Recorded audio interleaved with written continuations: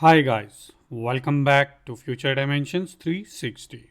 As you know, in our last two tutorials, we have learned about mapping the dispatch method or state method to our props on the base of component on props. So in today's tutorial, our topic is async actions. Although we had learned async action before already with vanilla JavaScript, but I want you guys to understand the similar concept with React Redux as well. So in this time, we will be learning the async action in React applications. So before moving forward to code, let's go into our example and try to learn what example we want to implement by today. It is a bit similar to the example that we had implemented before already. First of all, let's say how many types of actions are available. There are two types of actions are available. One of them is synchronous actions that we are already using until now in our application with React Redux. That is what as soon as the action was dispatched, the state is immediately updated. How? If you dispatch by cake action, the number of cake right away will be decremented by 1 or any value you will be passing as a parameter to your callback method. Same with ice cream as well. There is another type named as asynchronous action. What are asynchronous action? Asynchronous actions are those actions in which you can do API call to fetch some sort of data from any endpoint, and you will be using that data later on in your application. So what you have to do is you have to hit an API, then wait for the data to be returned back, and once the data is back, then you have to perform some operations on it. These are called asynchronous actions. Although while implementing web applications, it's very normal to go on with asynchronous actions or to hit an API. So it's very crucial for you guys to understand this topic in detail, how you can build an asynchronous action with React Redux. So let's say in our application, what will be there? We will be fetching a list of users from an endpoint and store them in a Redux store. What will be the state? We have to know what will be the state of our application. Similarly, we will be knowing what will be the actions we will be needing in our application. Lastly, we have to know what will be our reducers. So first of all, state. In our application, our state object will look like loading will be true. As soon as you will start the request, the loading will set to true. Similarly, as soon as your data will be an object where you will be having a list of users. Lastly, an error will be the one that will display the error message to the users. So state will keep actually three object or three parameters inside it, or three key entries inside it. One of them will be loading, the other one will be data, and the last one will be error. Loading will be set to true or false according to your request. If request is started, it will be set it up to true. As soon as the request finish, it will be false. So the data, if it's appearing, it will be list of users. Otherwise, there will be an error that will show what error appears in your in the application or in the API call. Secondly, there is actions. What will be the actions? First of all, fetch user request, that will fetch all the list of users. Secondly, fetch user success once your request is done successfully. And lastly, fetch users failure once you're getting any kind of error in your data fetching. Lastly, we need to know the reducer. What will be the reducer? Reducer will have first case fetch user request, in which you will be setting up your state loading variable from the state to true. Second case will be success case of fetch user success, in which you will close your spinner, so your loading should be false, and you will be getting data from the API that you will be setting up inside the users. And lastly, you will be seeing failure, fetch user failure. In case of failure, you will be loading will be false, and error will be set it up in the from the API. It will be returned back, will be set it up in the error attribute of your state object. So let's keep all these three things in our mind, and let's dive into the code and try to implement it with React Redux. This is our same application. Let me remove that we have done until our last video. Let's remove all the components, and let's try to create another component here.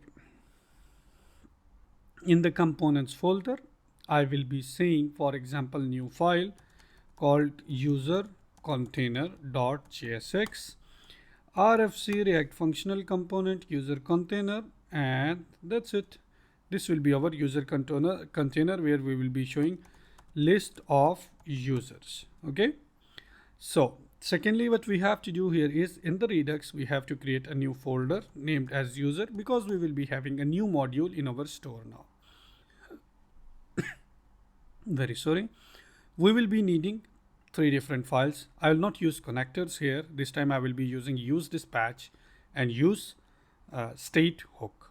Okay, from the hooks instead of connectors. So rather than that, we will be needing three files. What will be those? First of all, new folder, new file name as user constants dot js. Secondly, it will be user new file user actions.js, and lastly user reducer.js. User reducer.js. First of all, I need to know the constant. What should be our constant? Similar to our cake, I will copy a constant from here and I will paste it here and rename it. That will be, first one will be user underscore request, request underscore start, and the second one will be, for example, let's copy this one and paste it down and down. The second one will be users request success success and user request failed. Okay, these will be our three constant. We will be creating these three constant. Now we have to go on and create some user actions. What type of actions we need? Let's go back to our details. So we will be needing first of all three actions. First of all, fetch users request. Second is fetch user success and fetch user failure. So we had given a name here in our constant: user request start, user request success, and user request failed. Up to you, you can give any name, whatever you want. So first of all, I will say export. The function will be what? Const, and that will be start. For I will say fetch users. Okay, will be an arrow function. As soon as this arrow function will be starting, I will say return. This arrow function will return what? An object, and that object will be what? Type, and type will be fetch, fetch user request start. Similar to this, in case of fetch users success and fetch users failed.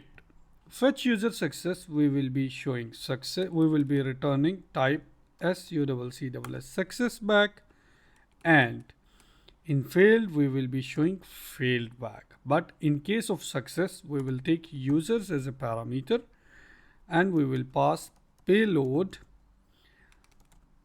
as users. And in terms of error, we will take error as a parameter and we will return back payload as an error. So these three methods we will be returning back from our actions file, user actions file. And these are your action creator, either fetch users, that will start the request, then fetch users success and fetch users failed. So similar to this, we'll go back to our reducer. What we will be needing: const initial state, and initial state will be what? First of all, loading. Loading will be, let's say initial state of loading is false. Secondly, we will have user data. We can say data initially an empty array, and error will be an empty string. Const export, let's say export const user reducer equals to an arrow function. Okay, this arrow function we'll take in the reducer what? Action as a parameter. Let's say state, and what will be the state? Equals to initial state if it's empty, and action as a parameter. Okay, so let's say switch action dot type. Okay, now we have to handle three cases here: fetch request success, fetch request fail, and fetch request in three constant. Let's say fetch request start. So we will be copy pasting this case. First will be fetch request start. If it start, what we have to return? We have to return what? The previous state as it is, and loading will be turned to true. Similar to this, we will have other two cases also, and that will be fetch request success, SUCCESS success. In case of success, we have to make loading false. We have to pass data equals to action dot payload, action dot payload. Okay, and the error message should be an empty string in case of success. Similar to this, we will pass all these three methods here automatically.